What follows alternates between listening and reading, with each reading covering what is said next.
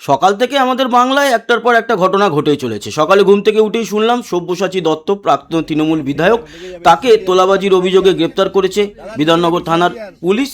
এবং এই মুহূর্তের ঘটনা, মমতা বন্দ্যোপাধ্যায়ের বাড়ি এবং ঠিক উল্টো দিকে যে টিএমসির একটি অফিস রয়েছে, সেখানে এবার পৌঁছে গেছে সিআইডি।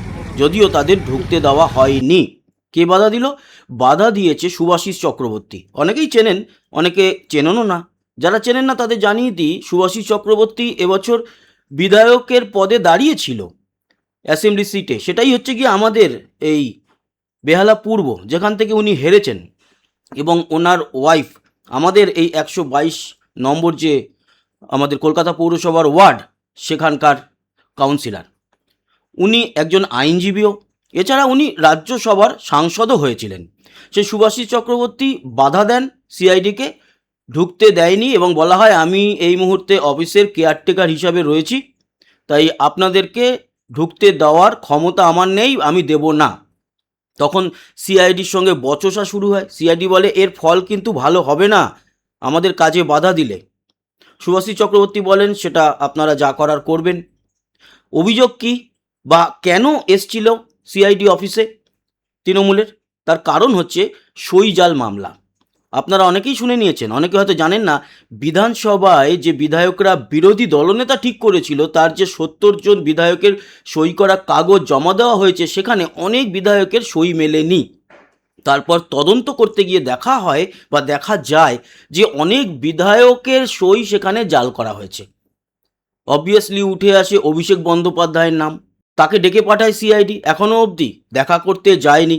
এই মুহূর্তে দিল্লিতে মমতা বন্দ্যোপাধ্যায় এবং অভিষেক বন্দ্যোপাধ্যায় দুজনেই। আর সেই কাগজ নিয়েই কিন্তু তৃণমূল যে অফিস, সেখানে তল্লাশি চালাতে এসেছিল সিআইডি, তাদের ঢুকতে দেওয়া হয়নি। এটাই হচ্ছে সর্বশেষ খবর। এরপর দেখা যাক এই জল কত দূর গড়ায়। গড়াবে তো বটেই, অনেক দূর গড়াবে। কবে এবং কখন অ্যারেস্ট হবে, এটা সময়ের অপেক্ষা শুধু। দেখি কি হয়। অন্যদিকে পুষ্পা, জাহাঙ্গীর খান, তার তো কোনো কেস লড়তেই চাইছে না কোনো আইনজীবী। 5 দিনের পুলিশি হেফাজতে পাঠানো হয়েছে পুষ্পা জাহাঙ্গীর খানকে। আর অন্যদিকে সকাল সকাল সব্যসাচী দত্ত, তাকে গ্রেপ্তার করা হয়েছে। তারও একটি ভিডিও সামনে এসছে, দেখুন। এই যে ধরে নিয়ে যাচ্ছে, দেখতে পাচ্ছেন, অ্যারেস্ট করার পর।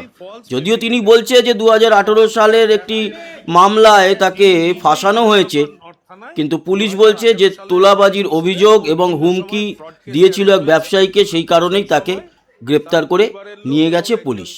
এই হচ্ছে রাজ্যের এই মুহূর্তের পরিস্থিতি। অন্যদিকে তৃণমূল কংগ্রেস বলে যে দলটি আজ থেকে 1-1.5 মাস আগেও বহাল তবিয়তে ছিল, তাদের অন্দরে একেবারেই ভেঙে চুরে চূর্ণ বিচূর্ণ হয়ে গেছে।